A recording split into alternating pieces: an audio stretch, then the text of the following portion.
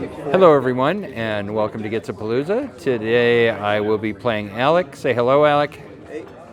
And Alec is just fresh off a small local tournament win with his Prefecture of Ryu army. And I have just finished painting my first little Alpha's army. I'm sure it's not the last, but anyway, we're going to play 3 idols. We're just going to keep it simple today. We're in a temple area that the Savage Wave is ravaging, and of course the Prefecture are stalwart citizens and they're trying to come in and stop the wave. So there's my deployment zone. Over there is Alec's deployment zone. We will, I'll be back in a minute and we will look at the armies and then we will get the game going. Here's my Savage Wave army. 4 figures, so there's not a lot to it. I've got Zuba. I've got Ushi and Kimono. Kimono? Really? That's what it says. And then, sorry, the glare is just killing me. Bobata the Bell Ringer. There's Kimono. He's the one I just finished. And, of course, Waka the Rampager. Waka's one of my favorites. Love him. These are alphas. They have the alpha theme. So I get a -1 rice discount on the Onis. During the starting phase, I can make 1 terrifying, which means that if somebody rolls a successful fear test, they have to re-roll it. And I can ignore, in essence, I can ignore the first prone marker of every turn. So, and then I get animals, Onis, slaves, and yokai. And I cannot take Bakemono. So there we go. There's my technically 104 points, but with after the discount, that is a 100-point list. The only upgrade is Waka, who has the Horns of Power. It's a neat little combination because Waka throws his big missile and then he basically has no ammo, but he can walk up and lift any piece of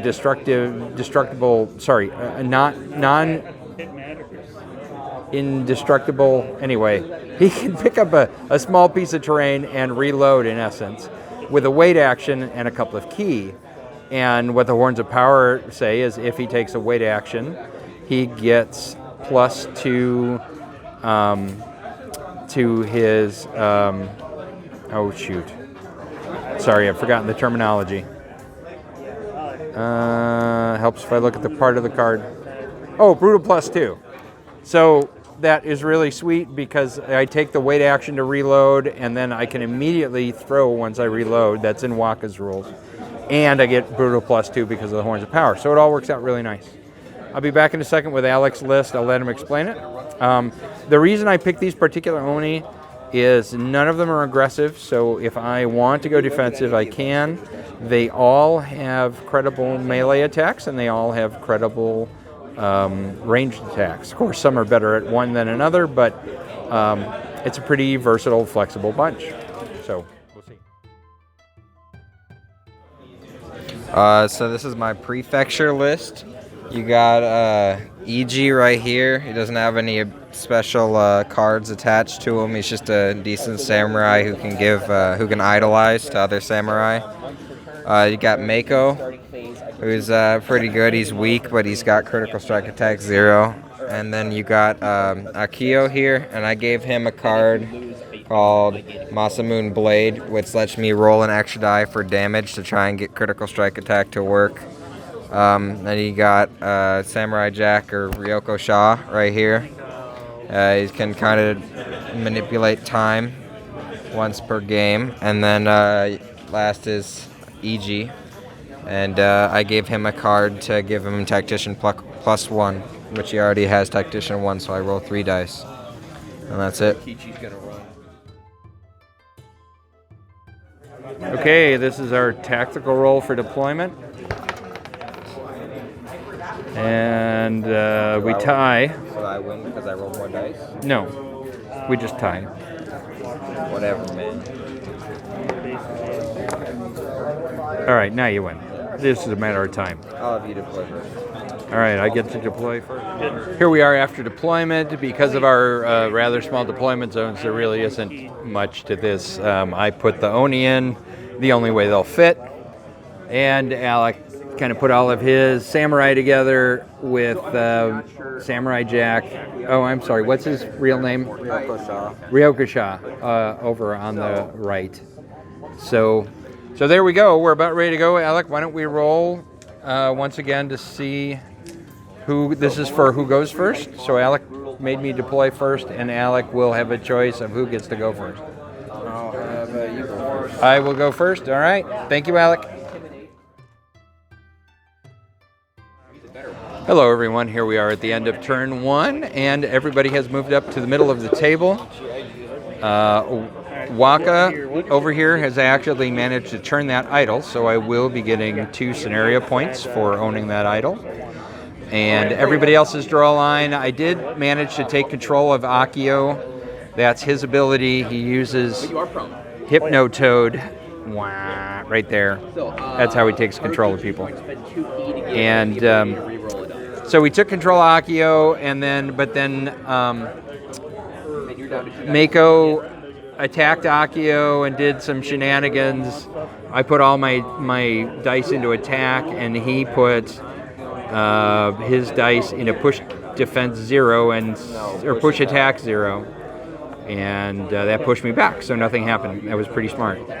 Otherwise, I just kind of moved forward. There's really, because everybody was running, my archers my ranged attacks were at -3, so even though they started at close range, it's just too far away to do anything. So I just kind of moved up and put myself in position.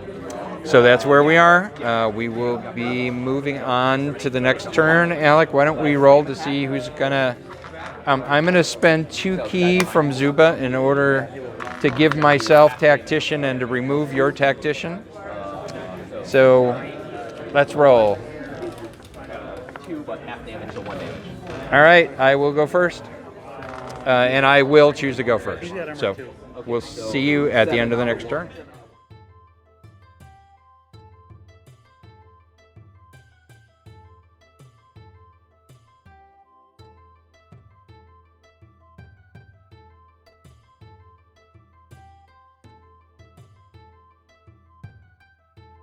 I think you may not have placed. Hello, everyone. Here we are at the end of turn 2. Nothing really, I'd say exciting things happened, but we just rolled poorly. So for all the fact that our armies are fully engaged, very little happened.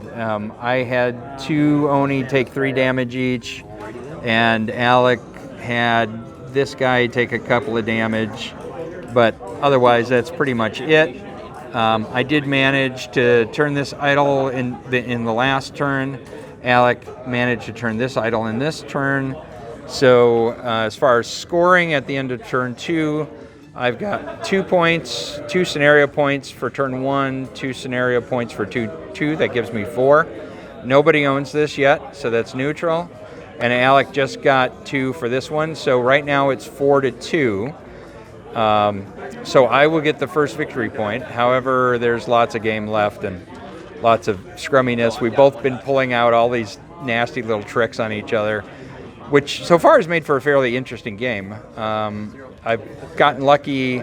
I haven't been critical struck attack. I may have critical struck attack myself because he threw at the guy in the weeds there and hit Zuba instead. And I'm strong, so I'm rolling 3 dice. And 2 of them I had a 6 and 2 3s. And so the question is, does the critical strike attack count before or after I throw out the 3rd dice? Now the strong rule is pretty clear in that you roll 3 dice and you pick the top 2, in which case that would have been 6 and 3. But there is some ambiguity in the wording of the critical strike rule that suggests that maybe it's possible that you would take any pair out of the 3 rather than, even if it wasn't the highest. So we don't know. We played it that it didn't count as a critical strike, but I'll be asking somebody who knows more about this game than I do to get a clarification on that. Anyway, we're moving on to turn 3. Alec, you want to roll? All right, rolling for tactician. Zuba's dead, so there's nothing I can do about it. So I'm rolling 1 dice. Alec's rolling half a bag. Alec wins. Alec, what do you want to do? I'll go first. All right. All right, here we are at the end of turn 4. I have lost yet another Oni, not to critical strike attack, just to getting beaten to death. And Alec will get the victory point for this turn because he's got, he now has that one, and all I have is that one. So we are now tied at 1-1 at the end of turn 4. I have Waka, and I haven't killed a single model in his army yet. So that's kind of the way it's been going. Let's roll to see who has initiative. 6. You win. All right. I'll go first. Here we are at the end of turn 5. Of course, Alec is just going all defense, and there's basically nothing I can do. I did do 1 point to Mako. Thank you. So now he's turned all the objectives in his favor, and we're just going to play it out for turn 6. But obviously, actually at this point, he can kill me because the turn will end and it won't matter. So you might as well take him out. I mean, if you want to. I was going to say, either way you can. Well, no, I mean, the game is over, but I think for finishing sake, you go ahead and kill me. So we'll be back in a little bit. Right, here we are at the end of turn 6. My last guy obviously died. Alec gets the point, so he wins 2-1. I just said to Alec, there's basically nothing my army can do against his. He's got... How many 4 dice models do you have? 1, 2... I got 3, but I got... So I've got 3. He's got three 4 dice models, 3 critical strike attack models. He gets rid of I got 3 critical strike attack and 1 that can buy it for 1 key. Okay, so who's not the 4 dice model? He's 3 and can't upgrade anything, and he's 3 and can upgrade for... No, he's 3 and can upgrade for 3. He's 4 and upgrade. Right, and he never even used Samurai Jack's abilities. Didn't need them. So anyway, this is a really good army. Alec's good at playing it. Sure kicked my butt all over the place. So now I knew the alpha list wasn't... The alpha list, in my experience playing it, is very hit or miss. Either people can handle it and they wipe me out, or people can't handle it and I wipe them out. There's been very few close games with the alphas. It's one way or the other. But they're interesting to see on the channel. And something besides the birds, which I'm sure you guys are sick of. So, Alec, congratulations. It was very well played. Good game. And so you'll probably be seeing Alec's army quite a bit on the channel. And hopefully he'll be kicking somebody else's butt with it. You guys have a great night. Thank you for joining us. And we'll see you next time on Getsapalooza.